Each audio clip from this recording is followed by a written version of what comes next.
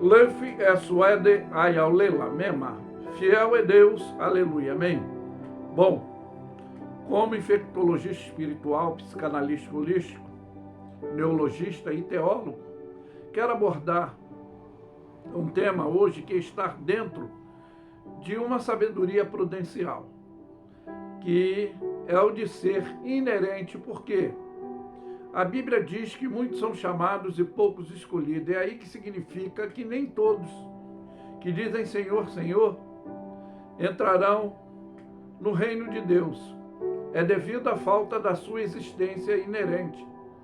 É algo essencial dentro dessa função ministerial, porque a relação como nós temos que ter com o Espírito Santo de Deus é o dever de intrinsecamente, pois é o comportamento próprio particular, pois o objetivo do modo intenso é estar ligado sempre em oração, pois o dever nosso, inseparável nesta responsabilidade funcional, foi o dever dos nossos interesses de buscar os dons espiritual, obtendo essa sabedoria dentro da profundidade da palavra de Deus, que é necessário termos os frutos do Espírito Santo de Deus, que doutrina o nosso, para não ficarmos sempre vulneráveis intelectualmente, zumbilados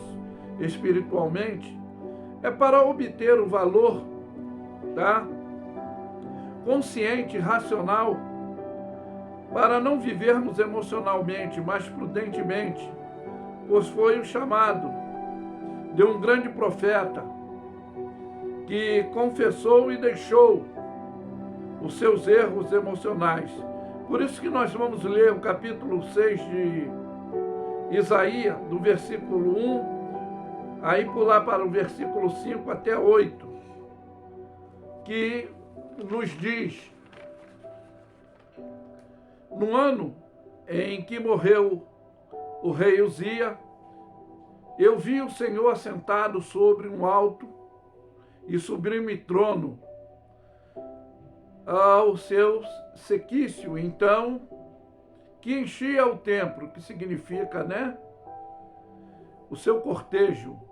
Então disse eu: ai de mim que vou perecendo, porque eu sou um homem de lábios impuros e habito no meio de um povo de impuros lábios, e os meus olhos viram o Rei, o Senhor dos Exércitos. Mas um dos seus serafins voou para mim, trazendo na sua mão uma brasa viva, que tirara do altar com uma tenaz, e com ela tocou a minha boca, e disse-me: eis que isso tocou os teus lábios, para a tua iniquidade ser tirada, e foi purificado o teu pecado, pois disse: ouvi a voz do Senhor, que dizia: a quem enviarei?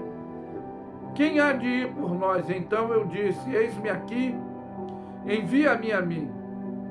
É como diz o capítulo 43, o versículo 18 e 19, para você entender, diz que não vos lembrarei do passado, nem considereis as coisas antigas, Eis que farei uma coisa nova, e agora sairá a luz, porventura não sabereis. Eis que porei um caminho no deserto e um rio no ermo.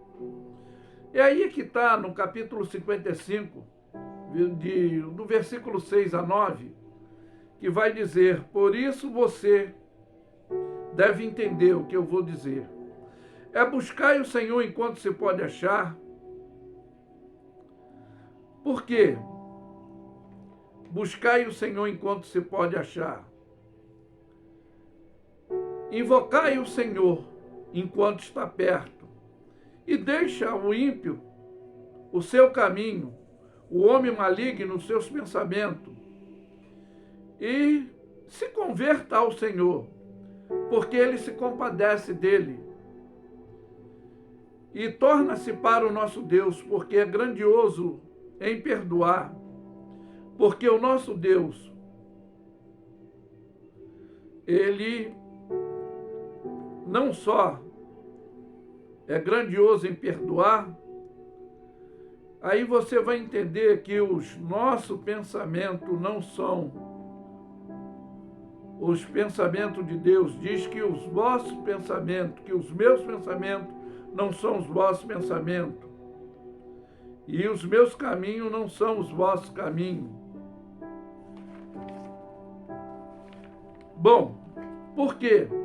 Assim, diz ele, como o céu está mais alto do que a terra, assim são os meus caminhos, mais alto do que os seus caminhos, mais alto do que os vossos caminhos, os meus pensamentos mais alto que os vossos pensamentos. E é por isso que ainda no capítulo 1, versículo 17 a 19, é uma orientação ética, de prática, que ele diz: aprendei a fazer o bem, praticai o que é reto, ajudai os oprimidos, fortalecei a justiça aos órfãos, tratai das causas das viúvas. E aí ele diz: vinde a mim e argui-me, vinde e perguntai se está com dúvida. O que quer dizer? Diz o Senhor: ainda que o vosso pecado sejam como escarlata, que significa escuro ou vermelho, preto, né? Eles se tornarão branco como a neve, ainda que sejam vermelho como carmesim, que é o pecado, né? Se tornarão branco como a lã. Se quiseres ouvir, comereis o bem desta terra. Bom, o meu aspecto neologista, o melhor dessa terra, é esta grandeza na realidade íntima com o Espírito Santo de Deus. Pois os soberbos não querem, às vezes, entender que o soberbo não é que come a melhor comida, bebe a melhor bebida, andam de carrão, mas são aqueles que, na realidade, querem falar, não querem ouvir, querem ensinar, nunca aprende. E é por isso que eu sempre ensino, que eu me baseio nessa minha ideologia filosófica, que são as bases de axiologia deles, conceitologia, e são as defesas das argumentologia. Mas, terapeuticamente, eu posso deixar bem claro, é o que diz a palavra de Deus: humilhai-vos diante da potente mão de Deus, que ao seu tempo ele vos exaltará. E é isso que aconteceu com o profeta Isaías. Por quê? Para você entender a imundícia da impureza da boca de Isaías e do povo de Deus, era uma distorção, não de palavra torpe, que significa que o que saíam dos seus lábios, que eram impuros, mas sim era clamar a deuses estranhos, como eu sempre digo e afirmo, que permaneceram na idolatria, pois o distúrbio do homem mais sábio e intelectual, em sua velhice, também foi enfeitiçado, contaminado a ídolos, a deuses de outros povos, induzido pelos erros dos seus egoísmos. Bom, a realidade, o povo que eu afirmo que mais idólatra dentro dessa prostituição espiritual foi Israel. E como eu considero, os mais incrédulos que andaram com Jesus foram os discípulos, que só amadureceram após a sua ida para o seu reino. Pois, como eu sempre afirmo, que o sábio aprende com o erro dos outros, o inteligente com os próprios erros. dentro dessa situação, reconhecer, confessar e deixar. Foi o que esse legado do profeta Isaías, ele nos deixa que os nossos pensamentos, nossos caminhos não são os de Deus.